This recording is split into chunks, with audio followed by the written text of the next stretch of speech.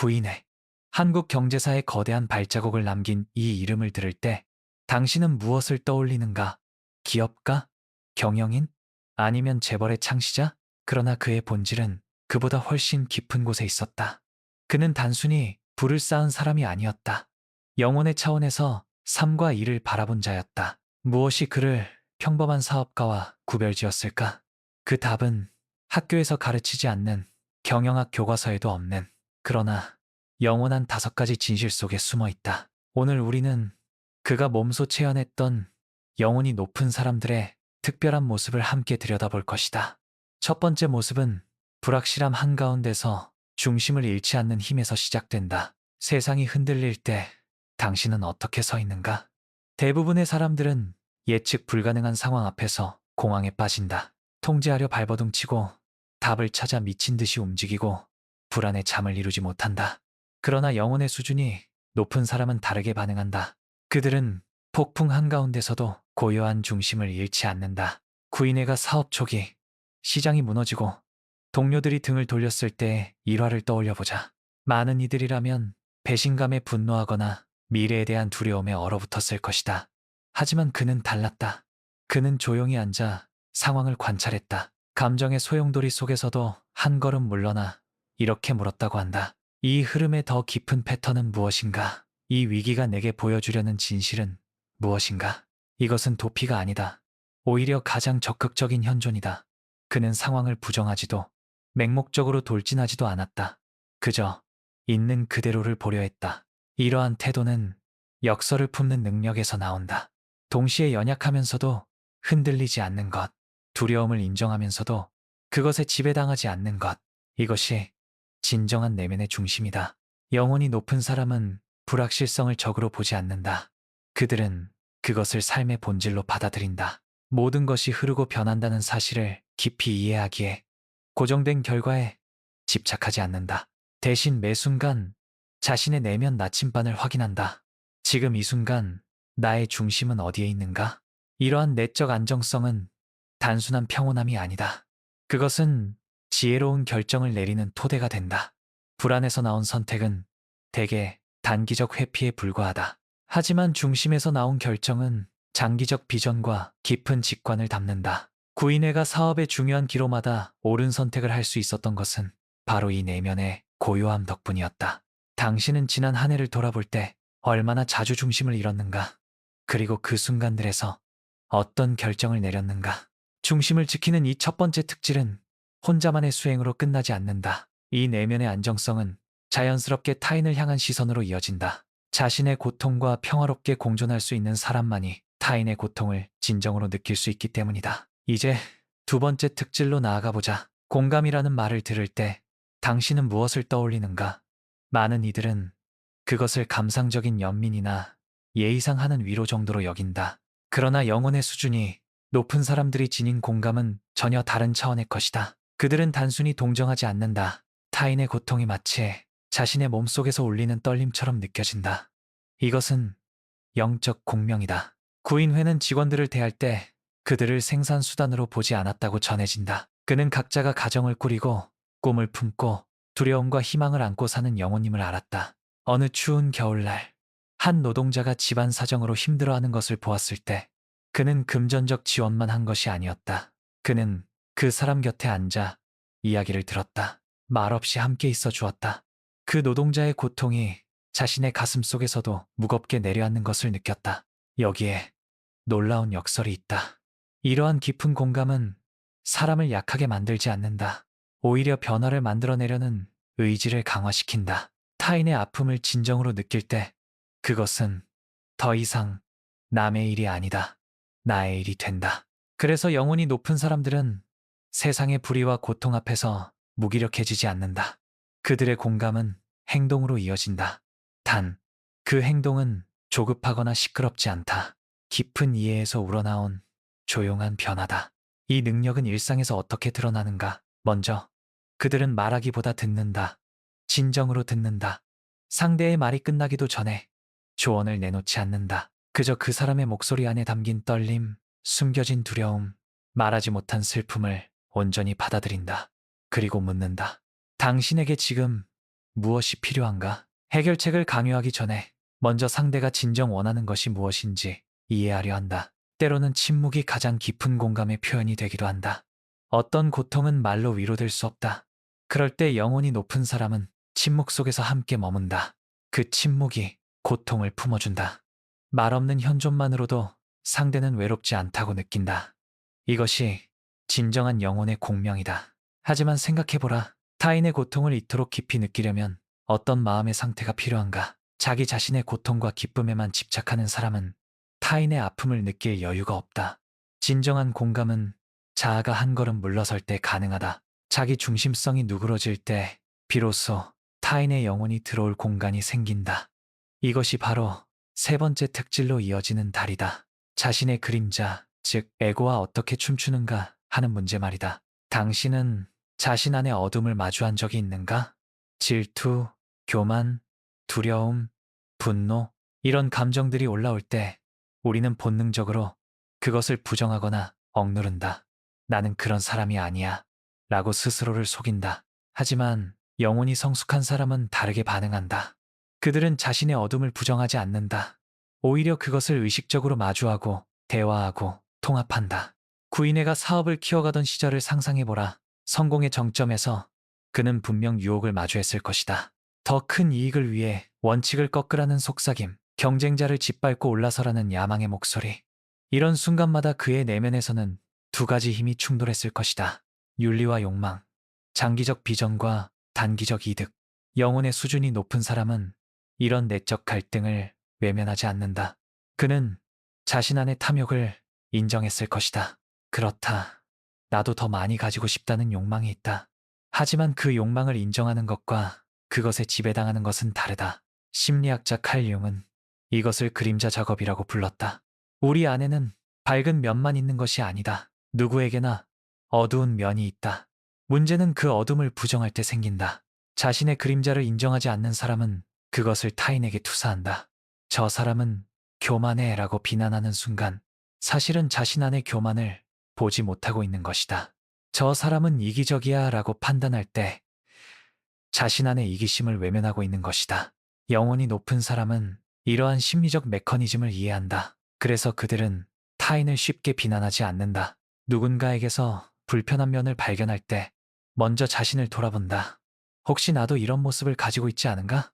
이 질문은 겸손에서 나온다. 그리고 이 겸손이야말로 진정한 영적 성장의 출발점이다. 구인회가 사람들에게 신뢰를 받았던 이유 중 하나는 바로 이 진정성 때문이었을 것이다. 그는 자신이 완벽하다고 주장하지 않았다. 실수를 인정할 줄 알았고 배울 점이 있으면 배웠다. 이러한 솔직함이 오히려 사람들을 끌어당겼다. 완벽을 가장하는 이보다 불완전함을 인정하면서도 계속 나아가는 이가 더 강한 울림을 준다. 자신의 그림자와 춤출 수 있는 용기.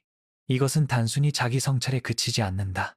이 내면의 작업은 자연스럽게 외부 세계와의 관계를 변화시킨다. 자신의 내면을 정직하게 다룰 수 있는 사람은 시간이라는 흐름 속에서도 다르게 산다. 과거의 실수에 갇히지도 미래의 불안에 사로잡히지도 않는다. 이것이 네 번째 특질로 우리를 이끈다. 시간과 당신은 어떤 관계인가? 현대를 사는 대부분의 사람들은 시간에 쫓기며 산다. 마감에 시달리고 늙어가는 것을 두려워하고 과거를 후회하며 미래를 걱정한다. 시간은 언제나 부족하고 흘러가 버린 세월은 아깝고 다가올 날들은 불안하다. 하지만 영혼의 수준이 높은 사람은 시간과 전혀 다른 춤을 춘다. 그들은 조급하지도 나태하지도 않다. 과거에 매달리지도 미래에 불안해하지도 않는다. 구인회가 LG라는 거대한 기업을 세울 때 그는 분명 수십 년 앞을 내다보는 장기적 비전을 가지고 있었다.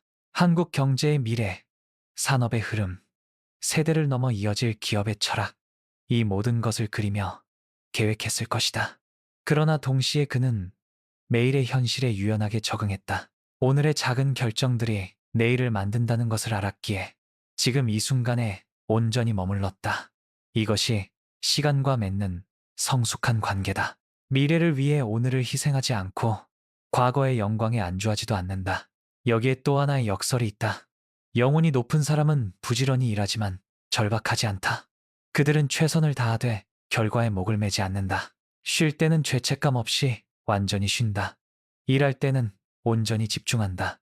나이가 들어도 젊음에 집착하지 않는다. 주름이 늘고 머리가 휘어지는 것을 자연의 순리로 받아들인다. 시간은 적이 아니라 동반자다. 일상에서 이 특질은 어떻게 드러나는가? 그들은 시계를 강박적으로 확인하지 않는다. 물론 약속 시간을 지키지만 매 순간 시간에 쫓기는 느낌으로 살지 않는다. 낭비한 세월을 한탄하지 않는다. 과거의 실수나 기회를 놓친 순간들조차 지금의 자신을 만든 소중한 과정으로 본다. 그리고 죽음을 두려워하지 않는다. 죽음은 끝이 아니라 자연스러운 변화의 일부임을 이해한다. 구인회는 이렇게 말했을지도 모른다. 시간은 영원히 그림을 그리는 캔버스다. 하지만 중요한 것은 캔버스가 아니라 그 위에 그려지는 그림이다. 우리는 얼마나 오래 사느냐가 아니라 어떻게 사느냐가 중요하다. 시간의 길이가 아니라 깊이가 문제다. 하루를 살아도 깊이 있게 산다면 그것은 100년보다 값질 수 있다. 시간으로부터 자유로워진 사람은 놀라운 능력을 얻는다. 그들은 대부분의 사람들이 놓치는 무언가를 보기 시작한다. 시간의 흐름 너머에 있는 모든 것을 연결하는 보이지 않는 실들, 개별적인 사건들이 아니라 하나로 엮인 거대한 그물. 이것이 바로 5번째 특질이다. 영혼이 높은 사람들만이 볼 수 있는 연결의 눈. 나비의 날갯짓이 먼 곳에 폭풍을 만든다는 말을 들어본 적이 있는가? 대부분의 사람들은 이것을 단순한 은유로 받아들인다. 그러나 영혼의 수준이 높은 사람들에게 이것은 은유가 아니라 실제다. 그들은 모든 것이 연결되어 있음을 직접 본다. 낯선 사람에게 건넨 미소가 알 수 없는 미래로 파문처럼 퍼져나가는 것을, 작은 친절이 보이지 않는 곳에서 누군가의 삶을 바꾸는 것을 느낀다. 구인회가 사업을 대하는 방식을 보면 이것을 알 수 있다. 그는 기업을 제국으로 보지 않았다. 그것은 생태계였다. 협력업체가 무너지면 자신도 약해진다는 것을 알았다. 그래서 그는 거래처들이 함께 번영할 수 있도록 도왔다. 단기적으로는 손해처럼 보이는 결정이었을지 모른다. 하지만 장기적으로 보면 그것은 전체 생태계를 튼튼하게 만드는 투자였다. 뿌리가 깊어지면 나무도 견고해진다. 협력자들이 강해지면 자신의 기반도 단단해진다. 이것은 단순한 전략적 사고가 아니다. 이것은 영적 비전이다. 영혼이 높은 사람은 세상을 독립된 개체들의 집합으로 보지 않는다. 그들은 모든 존재가 하나의 거대한 그물망 속 매듭임을 안다. 당신이 숨쉬는 공기는 지구 반대편 숲이 내뿜은 산소일 수 있다. 당신이 먹는 음식은 수많은 손길을 거쳐 식탁에 올랐다. 당신의 생각조차 수천 년 전 누군가의 깨달음에서 비롯되었을지 모른다. 이러한 통찰은 삶의 방식을 완전히 바꾼다. 연결을 보는 사람은 결코 고립된 상태에서 행동하지 않는다. 그들은 묻는다. 이 결정이 나뿐 아니라 다른 이들에게 어떤 영향을 미칠까? 지금뿐 아니라 7세대 후에도? 아메리카 원주민들의 지혜처럼 그들은 먼 미래까지 고려한다. 또한 그들은 자신의 내면 상태가 주변에 영향을 준다는 것을 안다. 환한 마음으로 방에 들어가면 공기가 무거워진다. 평화로운 마음으로 있으면 주변 사람들도 편안해진다. 보이지 않지만 분명히 존재하는 영향력이다. 숲속 땅 밑을 생각해보라. 나무들은 겉으로는 각자 서 있는 것처럼 보인다. 하지만 땅속 깊은 곳에서는 균사체라는 거대한 네트워크로 연결되어 있다. 한 나무가 영양분을 흡수하면 그것은 보이지 않는 실을 타고 다른 나무들에게도 전달된다. 약한 나무는 강한 나무로부터 도움을 받는다. 이것이 바로 우리 인간 사회의 진정한 모습이다. 보이지 않는 연결의 그물. 구인회가 남긴 유산은 건물이나 돈이 아니다. 그것은 이 연결의 철학이다.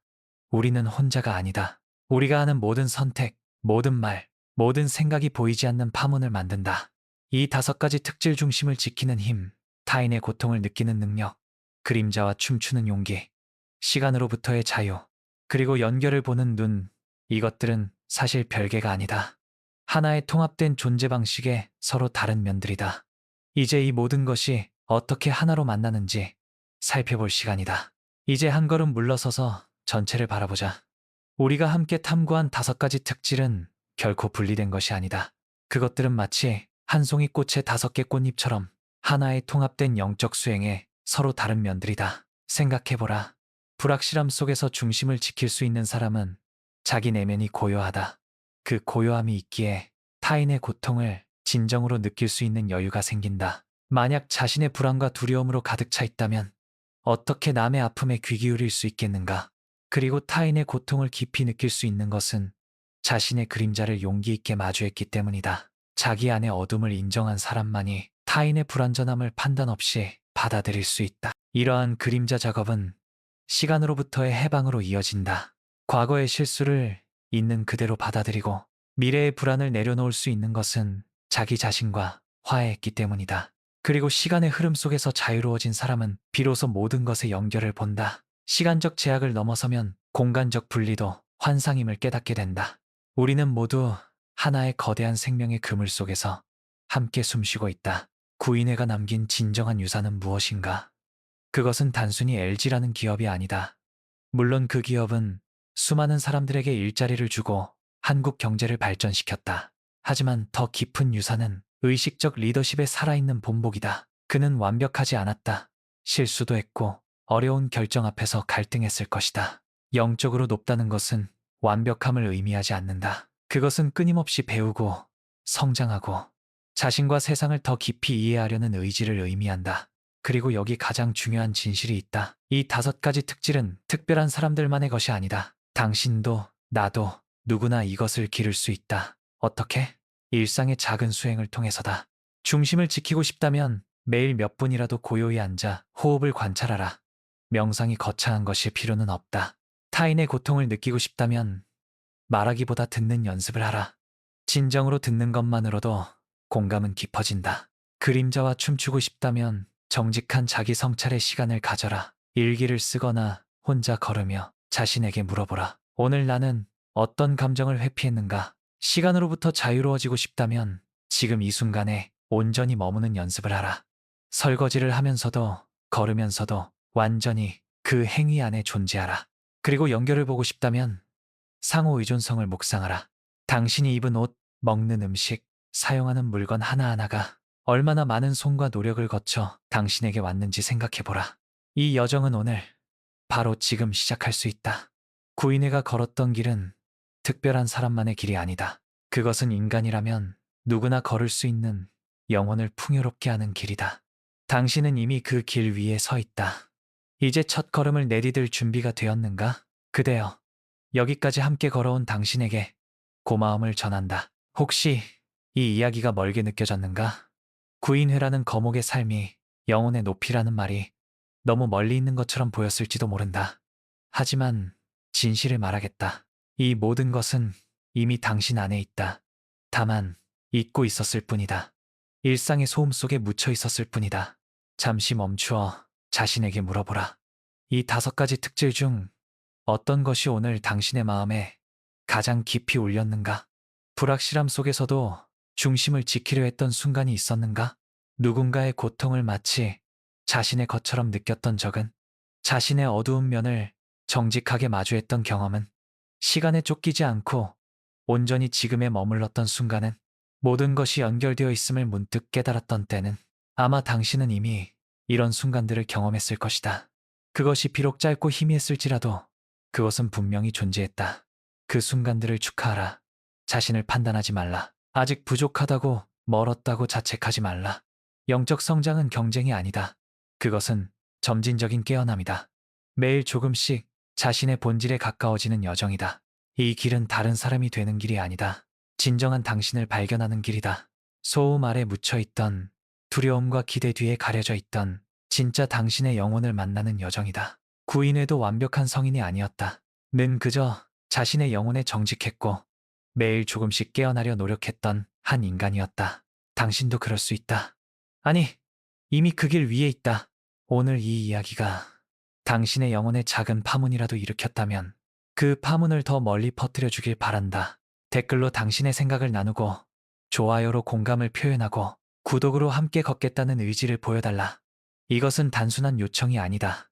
우리가 함께 만들어가는 연결의 그물이다. 당신의 작은 행동 하나가 누군가에게는 큰 변화의 시작이 될 수 있다. 다음에는 또 다른 위인의 지혜를 함께 나누겠다. 그때까지 당신의 영혼이 빛나기를. 오늘도 끝까지 함께 해주어서 진심으로 감사하다.